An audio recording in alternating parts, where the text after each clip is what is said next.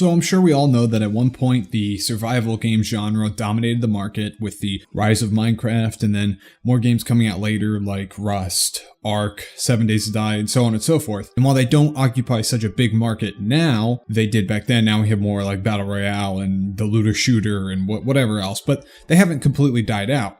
But one game that I'm sure we all remember is Rend. That was a joke because no one fucking remembers it because it sucks. This game was supposed to be the answer to all your regular survival game issues. It was supposed to be unique, had a completely team-based mechanic where you couldn't get offline raided constantly, and you wouldn't have to grind as much, and it'd be great PvP, and you wouldn't have to worry about, people screwing over your team and whatnot, and, it didn't work at all. Like, there's nothing, it didn't work at all. Before we get into it, there's one thing I need to cover, and that is the natural population decline for video games. Over time, you're going to see player loss. Whether it's point something of a percent or maybe several percent a month, it happens over time. Sometimes updates will raise the player count. Sometimes you will stagnate and have a plateau for a little while. But overall, over time, you should see a slow decline. Shouldn't be that huge, but it most likely won't be a very minimal amount. Games like Hunt Showdown, Counter-Strike, Black Ops Retribution have seen this decline, and then at certain points they have seen a jump in player count due to certain updates.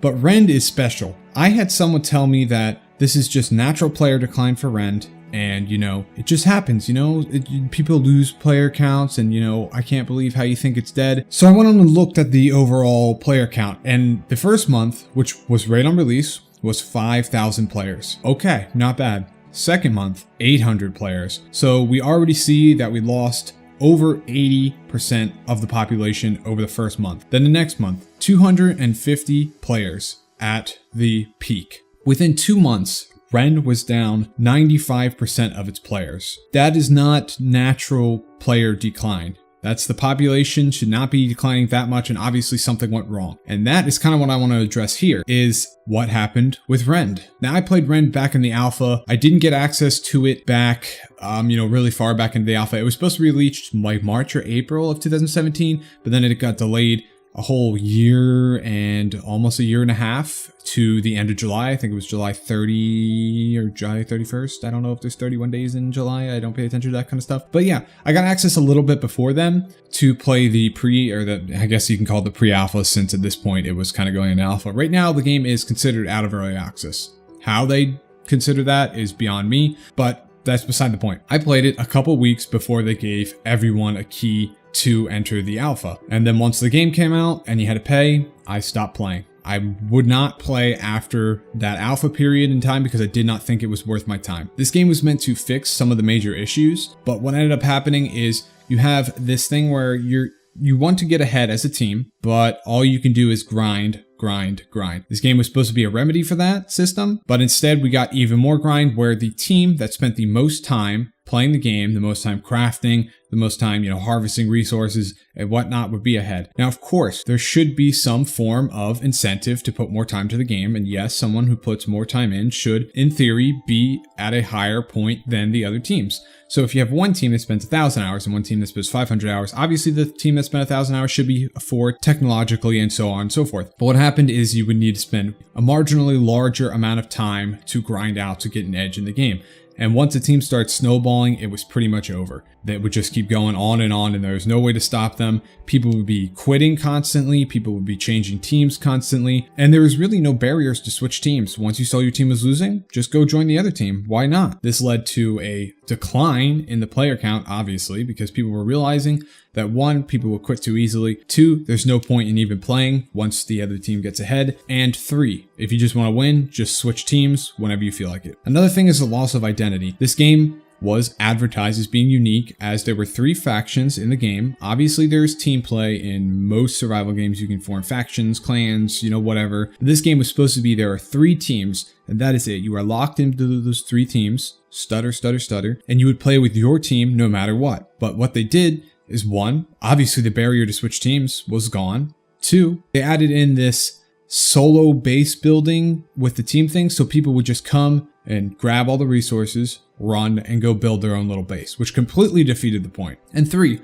later on, they decided to add in a survival mode, which I think that's what they called it, but it was basically a generic survival game concept where everyone was on this own, you could form your own little group, and you just build. And that really just completely ripped the main purpose of the game and just threw it on the ground and stomped on it. PvP was another huge part of it. But what they did, again, is they completely contradicted what they had advertised, and they made it so that you could only really have PvP at the bases once or twice a week during the reckonings, and the world was so big that the 60 players that were there would rarely run into each other. So what was advertised as a PvP game ended up being more of a PvP grinding game. So you would go out, fight mobs, grind, craft, fight mobs, grind, craft, maybe run into a player now and then, wait for the reckoning, pray to God that you built better than the other teams, and then you would either get crushed or you would crush another team. But the PvP was very limited, and I think was personally lackluster in concept. Something that they never fixed before launch, people were telling them over and over again, is you need to prevent the griefing from happening. This really threw plenty of players off when you would have one teammate who had malicious intent, who would grab all of your gear and loot, just throw it off the edge of the map. They would just throw it off. And people kept complaining about this, but they really didn't do anything about it. There were certain measures in place that were meant to counter this, but they were very minimal. Like, you would build up faction reputation. There'd be a couple of chests that were specifically for high-ranking faction members, but everything else was just completely open. Players would take as much resources as they could, either go and build their own solo base, which deprived the main group of resources, or two, they would just grief. They would steal stuff, they would demolish things, and they would just leave.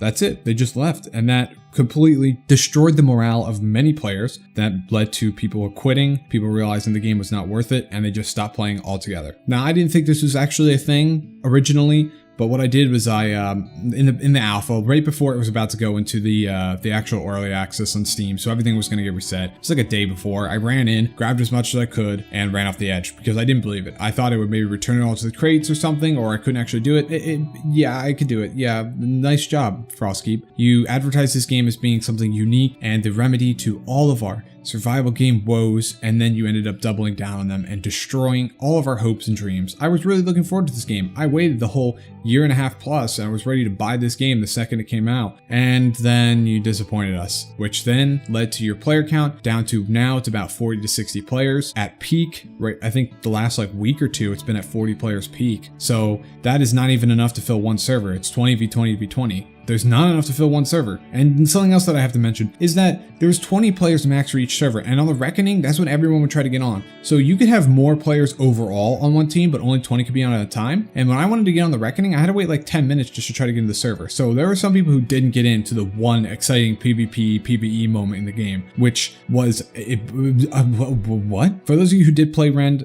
I kind of want to hear some feedback too, so it's not just me talking to myself like it always is. But I hope you guys did enjoy this video. If you did, go ahead and hit that like button down below. If you didn't, you know what to do. If you want to see more videos like this, as well as discussion and gaming videos, go ahead and hit that juicy subscribe button and the notification bell right next to it. I appreciate all the support that I am getting from you guys, and I will catch you on the next one.